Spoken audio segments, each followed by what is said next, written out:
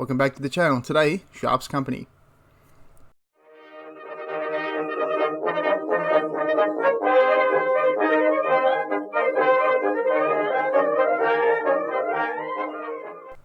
So, if you haven't seen these before, welcome. These are some companion videos to go along with the Sharp TV series.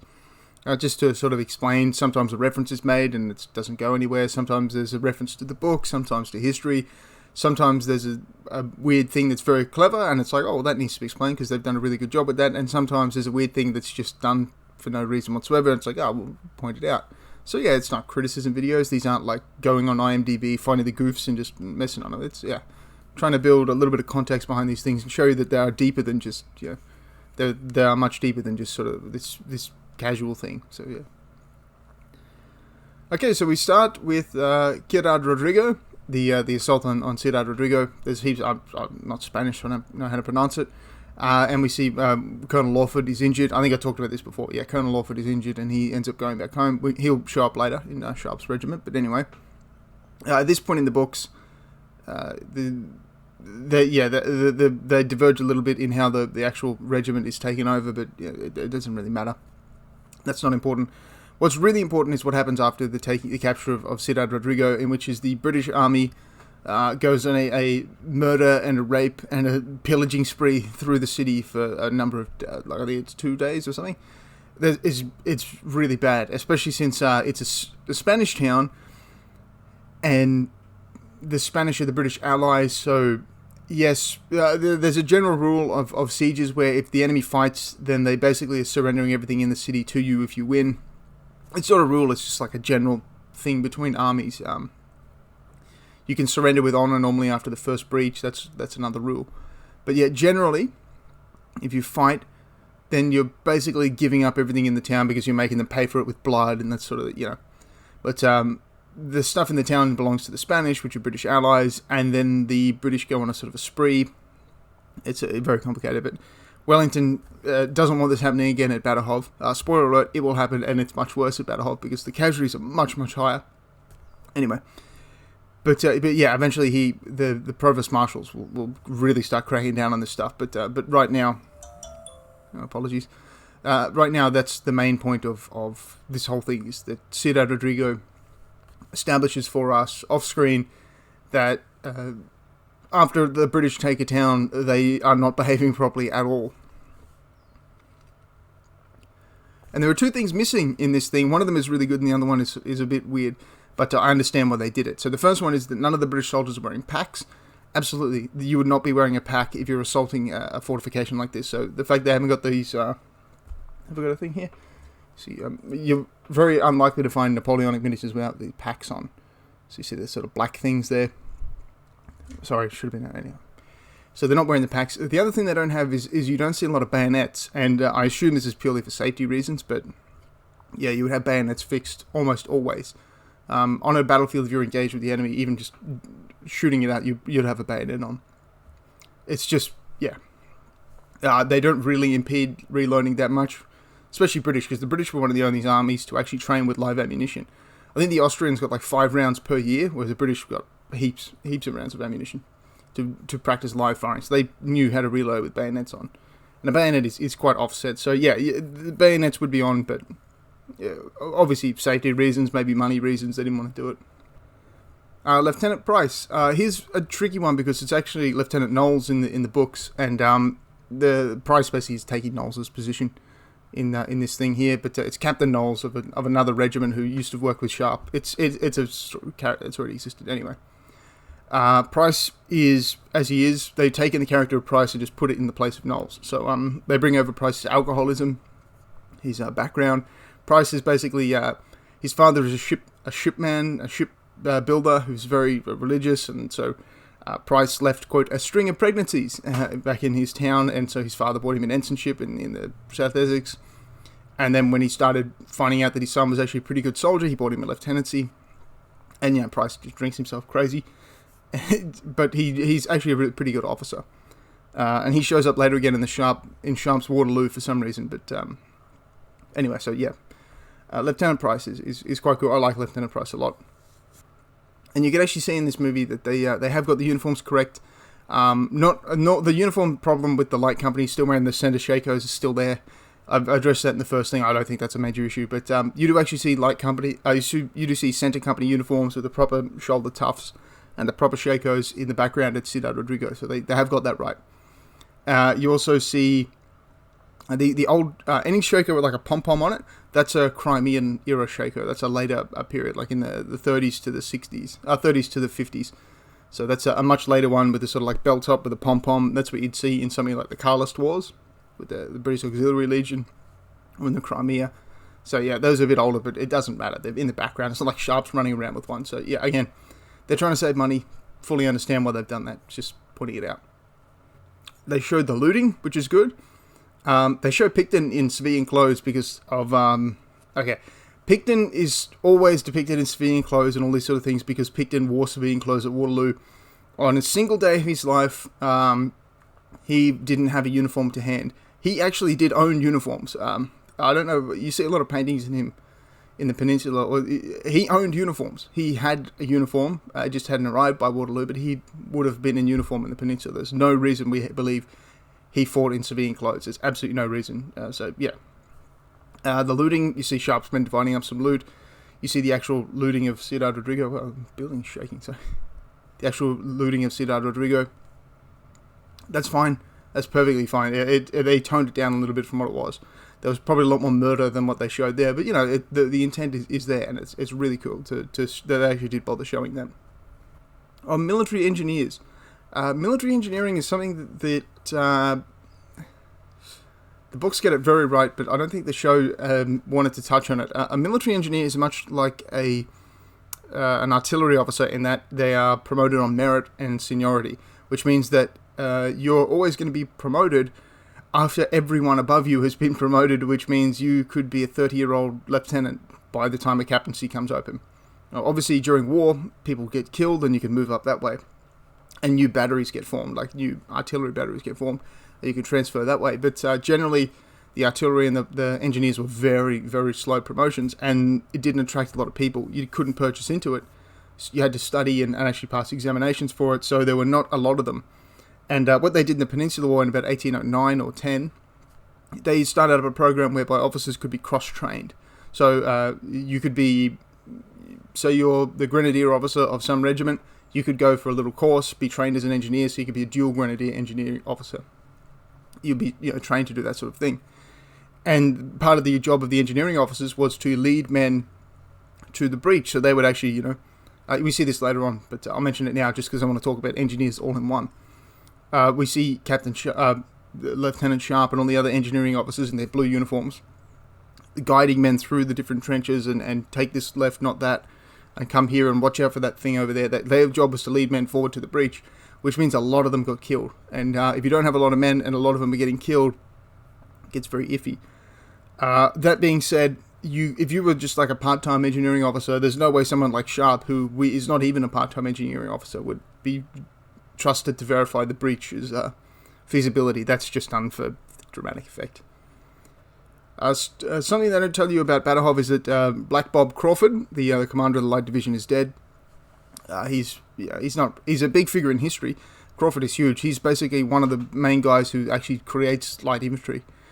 Him and Sir John Moore has a bit to do with it, but Crawford is pretty much the guy who creates official British light infantry with the regiments that he trains up. So his death at Ciudad Rodrigo was quite a big deal. And there was another major general there killed as well, but I can't remember his name. So yes, the two major generals were killed in the storming of this thing. It's a big deal. Let me see three really cool day-to-day life things that sort of... that you almost miss them unless you're really looking for them, and that is the soldiers wrapping their feet. You see a guy go out of the column and start wrapping his feet. That was very common. Footwear is not easy to get in the military. I mean, the American Civil War is very, very obvious there when you have just whole regiments of Confederates without shoes. And, Gettysburg Shoe Factory, that sort of thing. But in the Peninsular War, you don't have a lot of footwear to hand, especially when the Portuguese start getting British kit. And the strain really becomes, very intense, and So sometimes you'll just have to wrap your feet instead of having shoes, or you'll wrap your feet and put them in your shoes instead of having socks, because maybe you've got huge shoes. So yeah, it's really cool just to see that there. Needing a pass to exit the column, that was true. If you were caught outside the column of the pass, you probably wouldn't have been shot, but you would have been punished. Like, you can't just leave the column. And then we see Hagman grinding up powder with, he's grinding up powder, and that's to do with the chemical way that black powder reacts. It's basically helping him to get more range out of his rifle. I may have got the actual science wrong behind that, but it's a way to get more range. But if you do it wrong, then it becomes an explosive and basically just blows up. So you have to be very careful when you do it. But Hagman is obviously a poacher, so he knows the correct way to do it, supposedly. The young boy being an ensign, that's correct. Ensigns, I believe you could be as young as like 14. There were rules put on a little bit towards the middle of the Napoleonic Wars, so it's probably a little bit before the period we're talking here, 1808, 1809. There were actually rules put on saying that you had to be a lieutenant for 2 years before you could be a captain, and you had to be a captain for 6 years before you could be a major.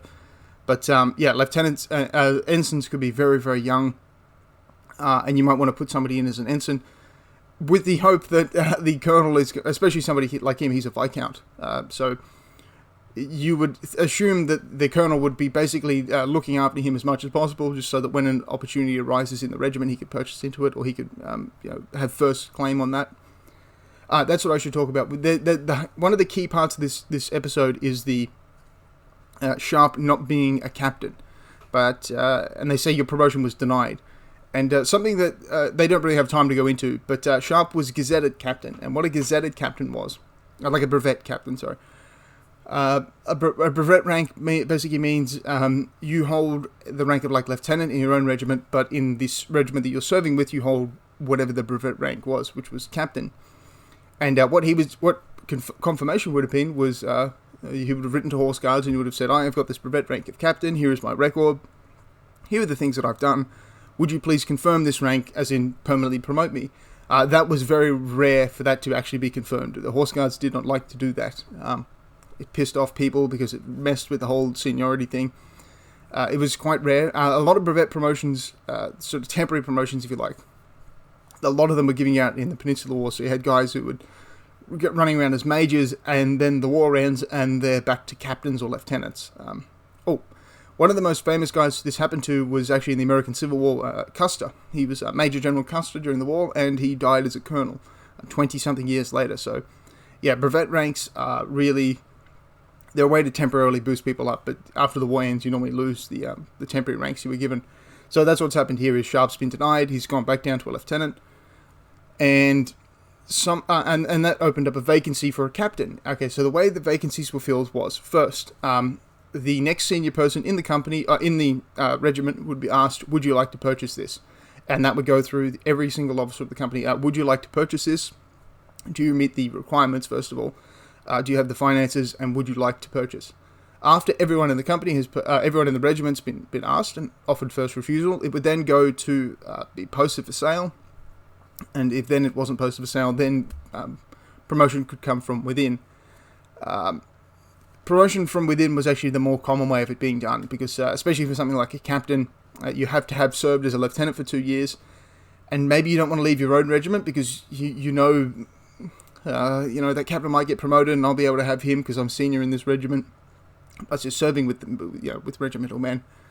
But in this case, a lieutenant from maybe a regiment that had been stationed at home or in the West Indies has purchased Sharp's old commission. Has got Sharp's old commission. Wouldn't have purchased it from him. A brevet, somebody promoted and confirmed as part of like a brevet promotion that became permanent, had to hold the rank for a certain amount of time before they could actually sell it. So if you were a captain who was promoted and confirmed as a major, and then 6 months later you left the army, you would sell a captaincy. You would sell a majority at the price of a captaincy, or there would be some way. I really need to do a whole video on this, but the rank system is much oversimplified in the Sharp thing, which is fine for a TV show, but it's much more complicated than that in here.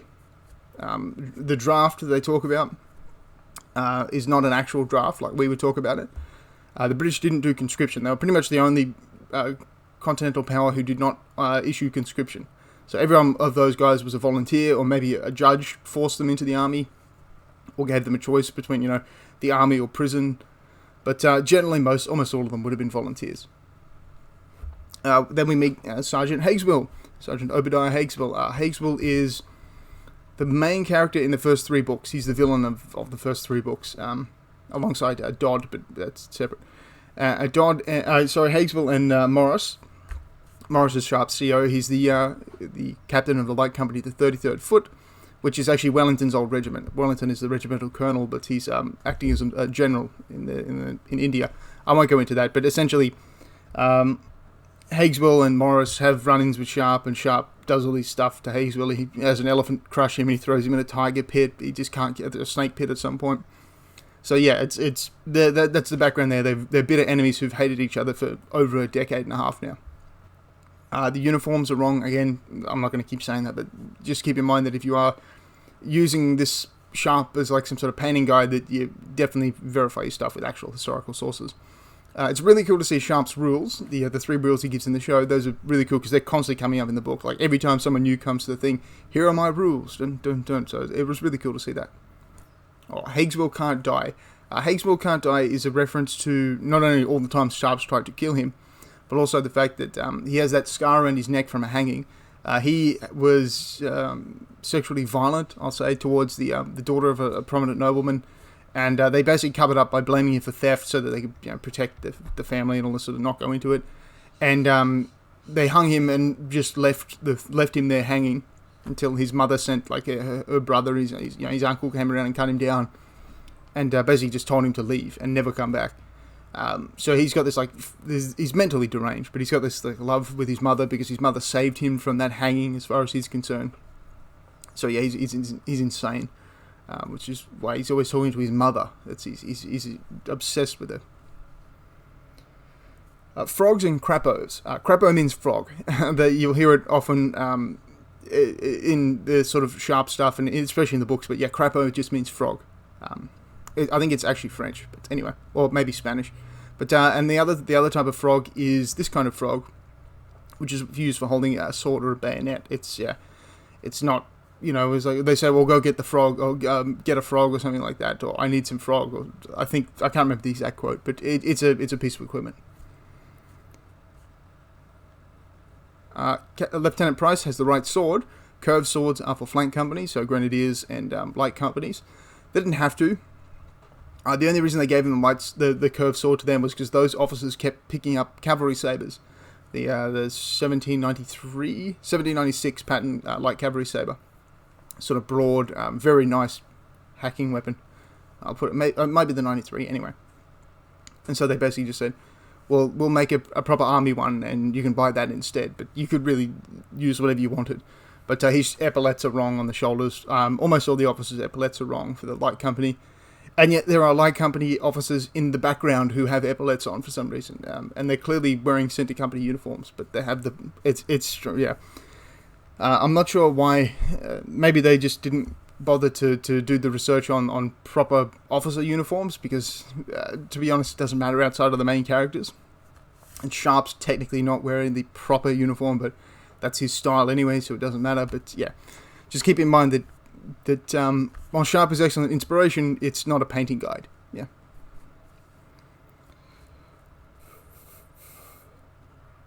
Permission to marry. You did have to actually seek permission to marry.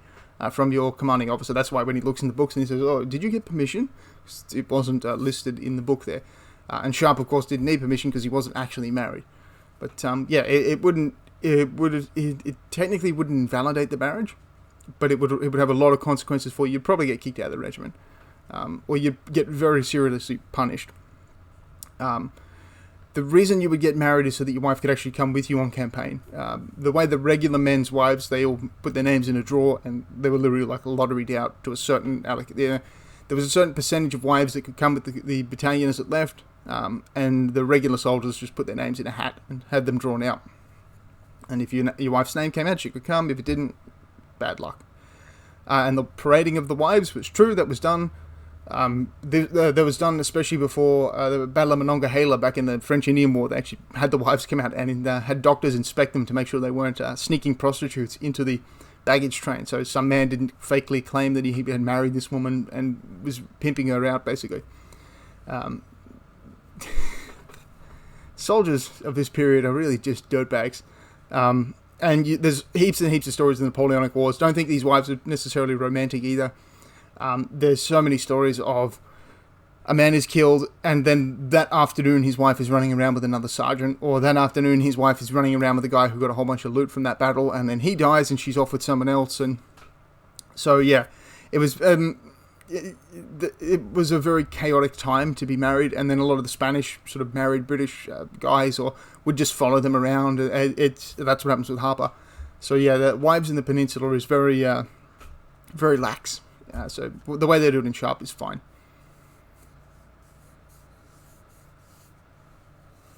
The thing Hazel carries is called a spontoon. It's a pike with a crossbar. The crossbar is to stop it sticking in too far. It's a sergeant's thing. It's meant to be used for addressing the ranks. He should technically, as a sergeant, be behind the line, filling in files by grabbing men and pushing them forward if he has to, or for stopping them retreating. And that spontoon would be used to sort of dress the ranks like that, as well as kill Frenchmen with. And Portuguese commissions. It's much more prevalent in the books where you actually see the Portuguese. I don't believe you ever see the Portuguese on screen in the Sharpe things, but if you transferred to the Portuguese army, you got a boost in rank. They would if you were a captain, you'd be a major in the Portuguese army, a major, lieutenant colonel. If you were a sergeant, you'd become a lieutenant or an ensign.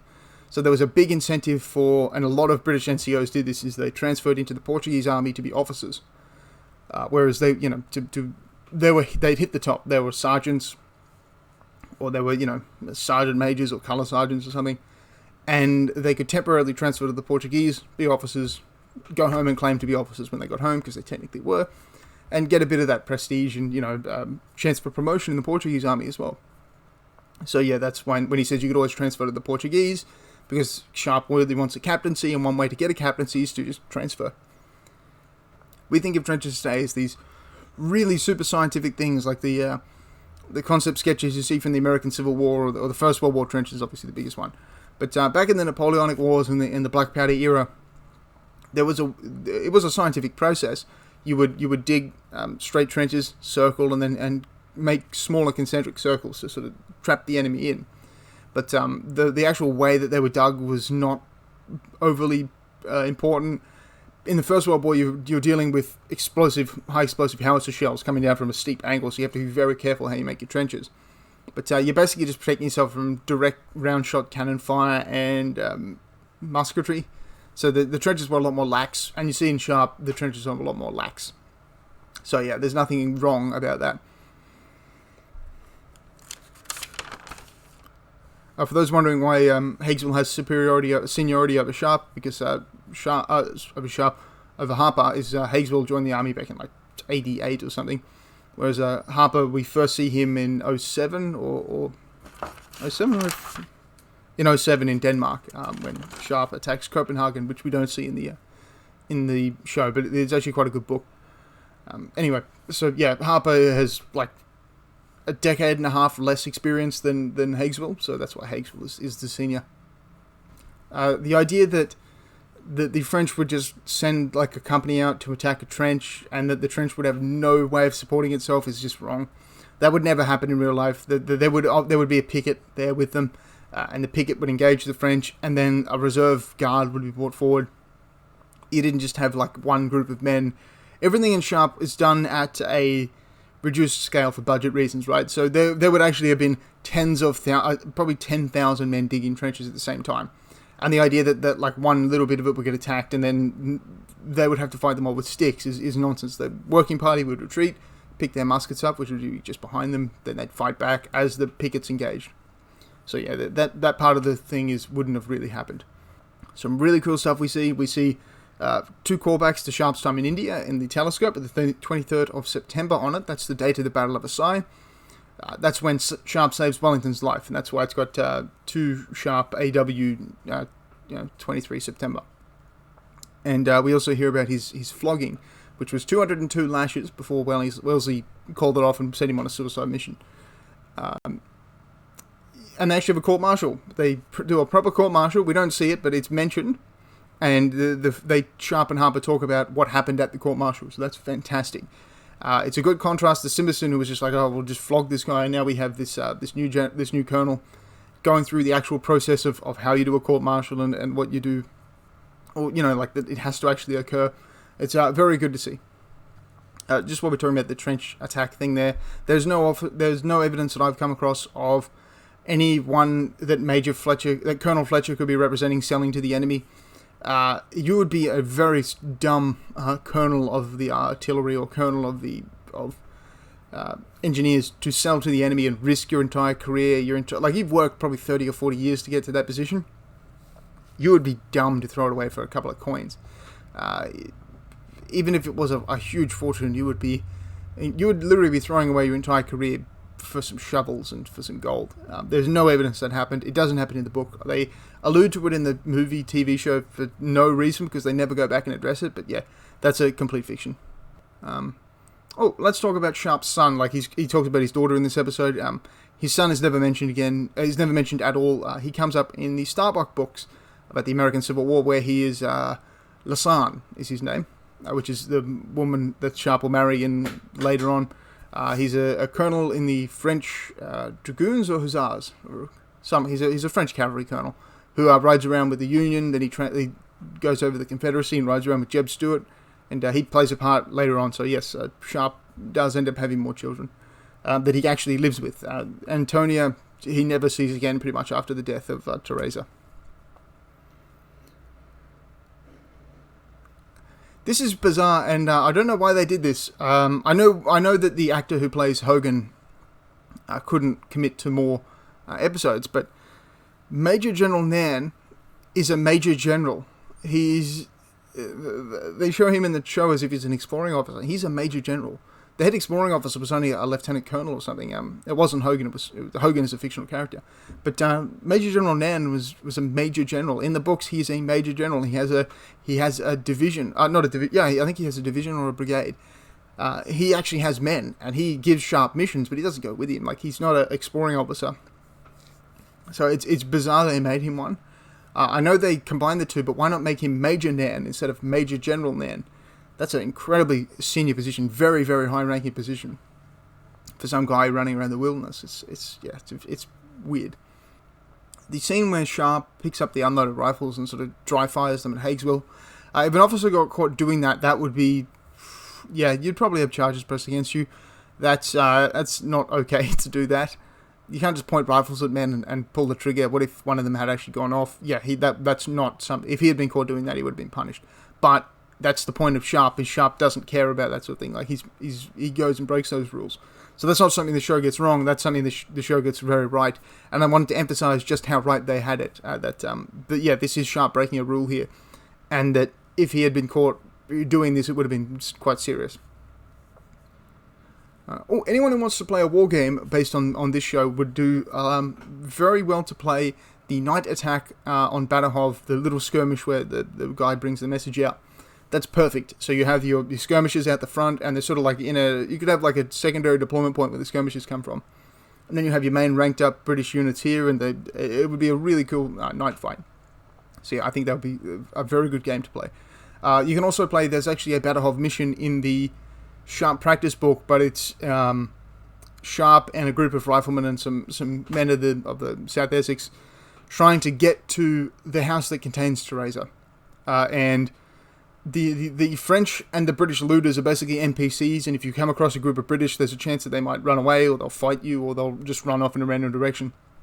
Really cool little mini game of Sharp practice. So for those into wargaming, that'd be a cool way to recreate the action we're seeing here.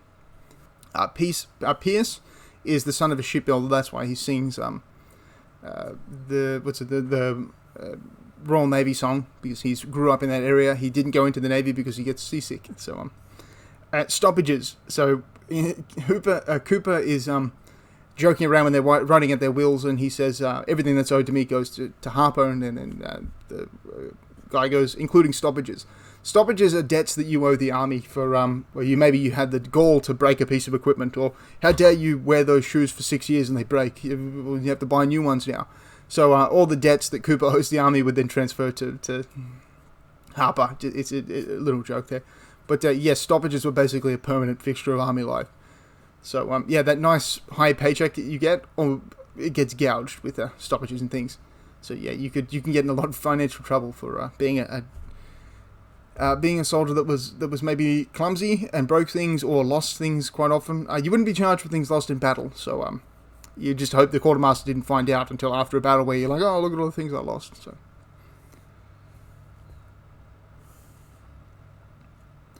okay, the Forlorn Hope, the combat itself is good. That's not how Forlorn Hope works, though.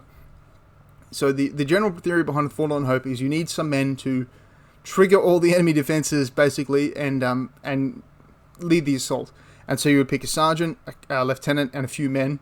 If the sergeant survived, he would become an ensign and become an officer. If the lieutenant survived, he would be promoted to captain. That's an instantaneous promotion. And that's why Sharpe wants it, because it's instant. And undeniable, it's just a flat-out promotion for bravery. But you see the mine? The mine is done correctly. That's like barrels of gunpowder set there. Sometimes it was, sometimes it wasn't a mine. It depends how well the breach was screened by artillery and riflemen and that sort of thing. So did the French ever have an opportunity to mine it? And the flaming hay, that was also done in real life. You throw flaming hay down there to illuminate the area. But you don't send a Forlorn Hope in and then just, after they all die, then you initiate the main assault. The Forlorn Hope is the first wave of the main assault, but it's one step in front of everyone else. So that division, I believe that's the 4th division, or is Sharpe with the light division? I'm not sure who it is in the actual show, but they charge forward. They would have charged forward as the Forlorn Hope was going forward, and the Forlorn Hope would have just been the point of the wedge, not like a separate attack. So yeah. Oh, the South Essex officers. The officers of the South Essex behaved perfectly. In the march up to the breach, you have the colonel with his sword out, being brave, standing upright, and you have the other captains. Everyone behaving exactly right, which is great to see. That's exactly how British officers would behave. When you get to the actual finding up the thing, that's different. But yeah, they have them perfectly fine. I won't go into the actual siege of Badajov itself. It's a lot more complicated than it's. This is already way too long, but I'll do an actual proper video on that. But the first guy over the walls of Badajov is Lord Somerset, who you might know as Lord Raglan, the guy who led the British in the Crimea. So Picton is wounded here, the guy we saw before. Picton's division basically takes a castle outside the walls, and then when Wellesley finds out that all these other attacks have failed except Picton's, he gets Picton to do another assault, and they finally get in. And not having a flag, one of the soldiers actually takes his jacket off, puts it on a stick, and starts waving it to signify the end of Badajov. And then Wellesley it's in the show it's made out to be like hang 3 now and then any man else left in midnight. Oh boy, that didn't happen. First, no one was hanged for what happened at Badajov. There are a lot of people flogged, but no one was hanged. 3 days of looting, rioting, raping, murdering, pillaging. About 20 to 30% of the population was either murdered or severely injured. Yeah, Badajov was not the British Army's finest hour, and after Badajov, they really, really brought in the provost marshals and started cracking down. But they had done that before, but after Badajov, it got a lot more serious, especially after sieges and things like that. The Wellesley basically said, I'm going to invade France with an army of just bloodthirsty murderers. So they had to do something. So it's toned down in the show much more than it is in real life. So thank you very much for watching that video. I'll continue doing these if they get views. So let me know if you'd like to see me do... I'm not going to do Sharpe's rifles purely because it's sort of like the intro to the whole show. And there's nothing really historical about it. It's same with Sharpe's gold. It's not even... There's nothing to do with the book at all. And Sharpe's rifles is sort of also very dissimilar.